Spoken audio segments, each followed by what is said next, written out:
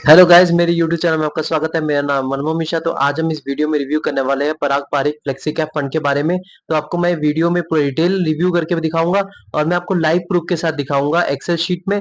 और मैं आपको लास्ट में कंक्लूजन में ये भी बताऊंगा कि आपको इसमें इन्वेस्टमेंट करना चाहिए या नहीं करना चाहिए, और अगर आपको इसमें इन्वेस्टमेंट करना चाहिए तो कितने साल तक करना चाहिए, तो आपको एक अच्छा खासा रिटर्न मिल सकता है। तो मेरे चैनल को सब्सक्राइब जरूर कर दीजिएगा, मैं ऐसे वीडियो लाता रहता हूँ। चलिए शुरू करते हैं। तो जैसा कि यहाँ पे मेरे स्क्रीन पे देख पा रहे होंगे कि पराग पारिक फ्लेक्सी कैप फंड, इसका जो लॉन्च ऑन डेट है वो बेसिकली 24 मई 2013 है। और मतलब आप देख पा रहे हैं कि मतलब इस पर्टिकुलर फंड को 11 ईयर्स हो चुके हैं, एक बराबर 11 ईयर्स हो चुका है। अगर आप देखें इसका कैटेगरी रिटर्न इन 11 ईयर्स में तो 17.4% तक का रिटर्न है। लेकिन इस फंड में जो रिटर्न है वो 20.42% तक का रिटर्न है। मतलब इसने अपने कैटेगरी को कम से कम 3% से बीट कर रखा है। तो आप देख पा रहे हैं जो मार्जिन है वो बहुत ही बड़ा है और एक अच्छा खासा रिटर्न है। 20+ रिटर्न बहुत ही अच्छा खासा रिटर्न है, मैसिव रिटर्न है अगर आप देखें कंटिन्यूअसली 11 ईयर्स तक। और अगर मान लीजिए आपने इसमें इन्वेस्टमेंट किया होता कंटिन्यूअसली हर महीने 10 साल तक 1,000 रुपए इन्वेस्टमेंट किया होता, तो आपका जो अमाउंट है वो 1,20,000 रुपीज बन गया होता। और 1,20,000 रुपीज आपका कन्वर्ट हो गया होता 3,62,000 रुपीज में। तो अब देख पा रहे हैं आपका जो पैसा है लगभग 3 गुना हो चुका है। तब 3 गुना आपका पैसा हो जाता। और अगर मान लीजिए अपने इस पर्टिकुलर फंड में ना इन्वेस्ट करके अपने गोल्ड पे किया होता, तो आपको गोल्ड पे जो अमाउंट डिपॉजिट हो जाता 10 साल में वो आपका 1,20,000 रुपीज, और 1,20,000 रुपीज आपका कन्वर्ट हो जाता 1,98,000 रुपीज में। मतलब आपका जो पैसा वो लगभग डबल हो जाता, डबल नहीं, उससे 40,000 रुपए कम है, तो डबल से आप बहुत कम मान सकते हैं। और मान लीजिए अपने यही पैसा अगर एफडी पे इन्वेस्टमेंट किया होता, तो एफडी पे आपका 1,20,000 रुपीज डिपॉजिट होता, 1,20,000 रुपीज आपको कन्वर्ट हो गया 1,74,000 रुपीज बन गया होता।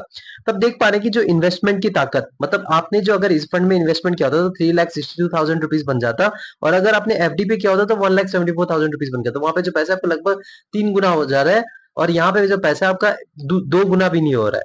तब देख पा रहे हैं मतलब डिफरेंस बहुत ही है, 2 लाख का डिफरेंस बन जा रहा है। और मान लीजिए आप यहाँ पे रिटर्न वर्सेस कैटेगरी की बात करें तो रिटर्न जो है वो अबव एवरेज है डेफिनेटली। कैटेगरी को इसने बड़े मार्जिन से बीट कर रखा है, जो कि 3% के करीब करीब अब इसके कैटेगरी में डिफरेंसेस आ जा रहे हैं। और मान लीजिए रिस्क की बात करें तो रिस्क वर्सेस कैटेगरी, जो कैटेगरी के हिसाब से इसने रिस्क भी बहुत लो ले रखा है। क्यों लो ले रखा है अभी मैं आपको लास्ट में बताने वाला हूँ रीजन, मतलब आगे भी आपको मैं बताने वाला हूँ। ये जो मार्केट कैपिटल के बारे में टॉपिक के बारे में डिस्कस करेंगे, फिर सेक्टर एलोकेशन के बारे में डिस्कस करेंगे, तो मैं आपको उसमें बताने वाला हूँ कि इसका जो रिस्क है वो लो क्यों है और रिटर्न भी बहुत ज्यादा है, और इसलिए इसको एक बेस्ट फंड माना जाता है फ्लेक्सी कैप फंड में। लेकिन क्यों, मैं आपको अभी पूरा नीचे डिटेल में बताऊंगा। अगर आप इसमें इन्वेस्टमेंट करना चाहते हैं तो आप 1,000 रुपए अगर आपके पास है तो आप मिनिमम एसआईपी 1,000 रुपए से स्टार्ट कर सकते हैं। अगर आपके पास वन टाइम इन्वेस्टमेंट करना चाहते हैं, मतलब अगर आप एसआईपी ना करके आप इसमें लमसम करना चाहते हैं, तो 1,000 रुपए से लमसम कर सकते हैं। ये मुझे बहुत अच्छा लगा, कम ही अमाउंट में आप इन्वेस्टमेंट स्टार्ट कर सकते हैं इस पर्टिकुलर फंड में। लॉक इन पीरियड की बात करें तो इसमें कोई लॉक इन पीरियड नहीं है, मतलब आप कभी भी इन्वेस्टमेंट कर सकते हैं, कभी आप पैसा निकाल सकते हैं। अब एयूएम की बात करें तो एएम साइड बेसिकली इसका फुल फॉर्म होता है एसेट अंडर मैनेजमेंट। तो एसेट अंडर मैनेजमेंट का मतलब होता है इतना पैसा इस पर्टिकुलर फंड में इन्वेस्टेड है। तो 60,559 करोड़ रुपीस तक का इन्वेस्टमेंट हो रखा है इस पर्टिकुलर फंड में। और एक्सपेंस रेशियो की बात करें तो 0.62% तक का एक्सपेंस रेशियो है। तो मैं आपको ओवरऑल एक चीज बता दूं, जो एयूएम साइज जो है इसमें बहुत ही मैसिव है, और मैं आपको बता रहा हूँ जब एयूएम साइज बहुत ज्यादा हो जाता है तो फंड मैनेजर ज्यादा होने की जरूरत है, और दूसरी चीज इसको मैनेजमेंट करने की बड़ी दिक्कत फेस करनी पड़ती है। तो मैनेजमेंट करने की दिक्कत ही आती है। आप जैसे एग्जांपल ले लीजिए, जो आपने सुना होगा जो Nippon India small cap fund है उसका 47,000 करोड़ रुपीस है। उसका बीच बीच में आप देखेंगे तो वो अपना जो वन टाइम इन्वेस्टमेंट है वो 1,000 जो वन टाइम इन्वेस्टमेंट वो बंद कर देते हैं और बोलते हैं कि नहीं यार लमसम मत करो, तुम एसआईपी ही जारी रखो। तो ये चीजें जो मैनेजमेंट करने की दिक्कत आ जाती है। लेकिन जो पराग पारिक फ्लेक्सी कैप में इसमें मैनेजमेंट की बड़ी इशू इतनी ज्यादा नहीं आई है, क्योंकि इसमें फंड मैनेजर्स बहुत ज्यादा है। अगर आप नीचे जाएंगे तो यहाँ देखेंगे कम से कम आपको 5 फंड मैनेजर्स मिलेंगे। तो यहाँ पे फंड मैनेजर्स के मैनेजमेंट ठीक होता है। अगर ईवीएम साइज कम होता है तो प्रॉब्लम क्या आती है कि इसमें आपको भरोसा करना बड़ी मुश्किल आ जाती है। मतलब आपका क्या रहता है कि यार ये बहुत ही कम है, इसमें बहुत कम लोग ही इन्वेस्टेड है, तो आपको थोड़ा वेल एस्टेब्लिश फंड नहीं है, तो आपको थोड़ा बहुत डर लगता है। और जो परफेक्ट जो एम साइज होता है वो आपका 10,000 करोड़ रुपीज से लेकर 30,000 करोड़ रुपीज, ये तो बहुत ही ज्यादा यूएम साइज है। तो एक नेगेटिव रहेगा, लेकिन यहाँ पे अगर फंड मैनेजर बहुत ज्यादा है तो इसमें प्रॉपरली वो मैनेज कर पाएंगे, तो इसमें कोई प्रॉब्लम नहीं आएगी। तो मैं आपको बता रहा हूँ टोटली डिपेंड करता है फंड मैनेजर में। तो यहाँ पे एवीएम साइज को इतना ज्यादा डीमेरिट मत सोचिए। एक्सपेंस रेशियो देखिए यहाँ पे 1% से नीचे है तो बहुत ही अच्छा खासा है। आपको मैंने हर एक वीडियो में बता रखा है आपका जो एक्सपेंस रेशियो 1% से नीचे होना जरूरी है। एक्सपेंस रेशियो बेसिकली होता क्या है कि आपका जो फंड मैनेजर वो दिमाग लगा के आपका इन्वेस्टमेंट कर रहे हैं, तो 0.62% उनका हिस्सा बनता है जो आपको प्रॉफिट दिलवा रहे हैं। तो डेफिनेटली वो उनका एक हिस्सा बनता है, तो 0.62% एकदम ठीक ठाक एक्सपेंस रेशियो है, अच्छा एक्सपेंस रेशियो है, 1% से नीचे भी है। टैक्स की बात करें, अगर मान लीजिए आपने ये यूनिट को 1 साल पहले सेल कर दिया, प्रॉफिट बुकिंग कर ली, तो आपको 15% तक का टैक्स देना पड़ेगा इस पर्टिकुलर फंड में। अगर आपको प्रॉफिट हो रखा है तो प्रॉफिट पे 15%, अगर आप इंडियन इनकम टैक्स स्लैब में आते हैं तो। और मान लीजिए आपने 1 साल के बाद सेल करा तो आपको 10% तक का प्रॉफिट पे मतलब आपको देना पड़ेगा ये टैक्स, और अगर आप इंडियन टैक्स स्लैब में आते हैं तो। और दूसरा हो गया, अगर तीसरा हो गया, अगर मान लीजिए आपने ये सेल कर दिया 1 साल पहले तो आपको 1% तक का एग्जिट लोड देना पड़ेगा। अगर मान लीजिए आपने 1 साल के बाद सेल करा तो कोई एग्जिट लोड देने की जरूरत नहीं है।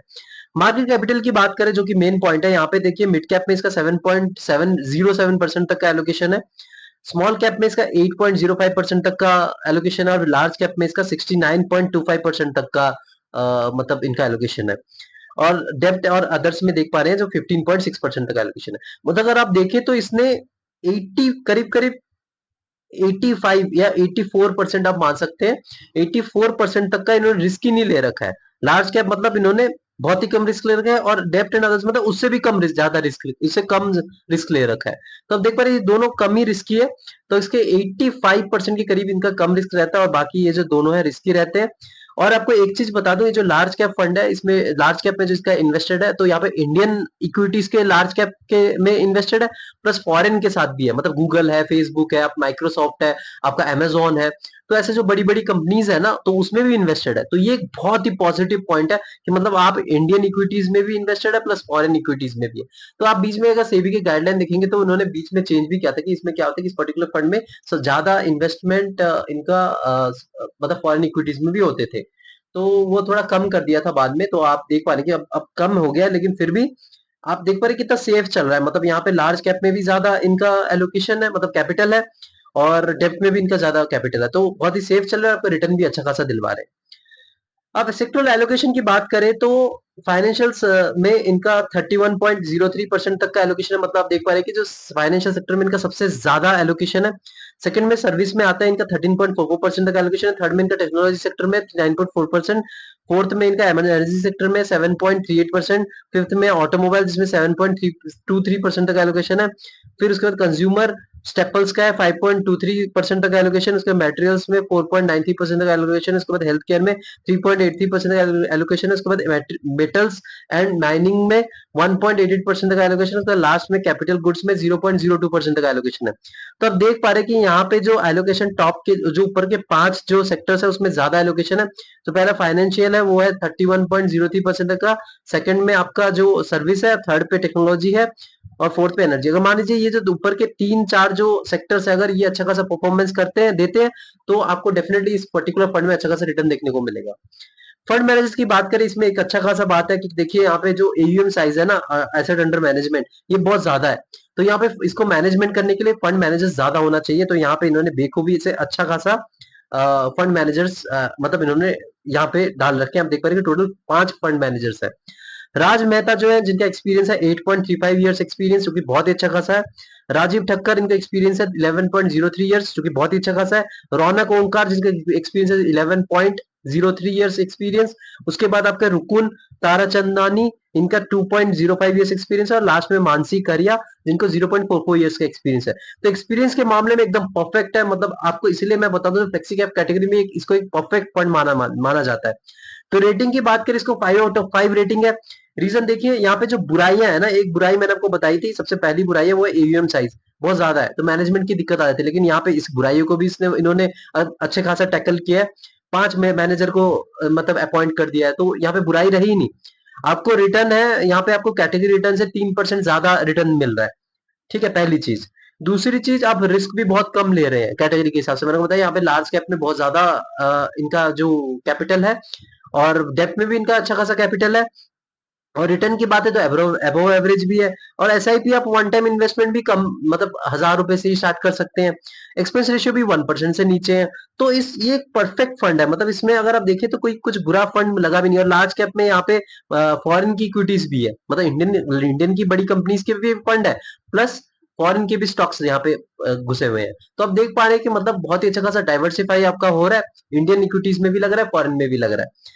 तो और उसके बाद यहाँ पे सेक्टर एलोकेशन की बात करें, वहां पे प्रॉपर्ली डाइवर्सिफाई भी हो रखा है। तो एक परफेक्ट फंड है, परफेक्टली बैलेंस फंड है। अगर आप फ्लेक्सी कैप कैटेगरी में देखें तो मेरे हिसाब से अगर आप इसमें इन्वेस्टमेंट करना चाहते हैं डेफिनेटली आप कर सकते हैं। इसमें रिस्क जो रहता है थोड़ा कम है, तो 5 से 6 साल अगर आपके पास टाइम फ्रेम है तो डेफिनेटली आप इसमें इन्वेस्टमेंट कर सकते हैं, कोई एक अच्छा खासा रिटर्न मिल जाएगा। तो इसमें एक्सपेक्टेड रिटर्न जो होता है वो 15 से 20% के बीच ही होता है। लेकिन ये फंड थोड़ा एक्स्ट्रॉर्डिनरी, तब इसने 20% से ज्यादा रिटर्न दे रखा है, लेकिन आप एक्सपेक्ट कर सकते हैं 15 से 20% के बीच।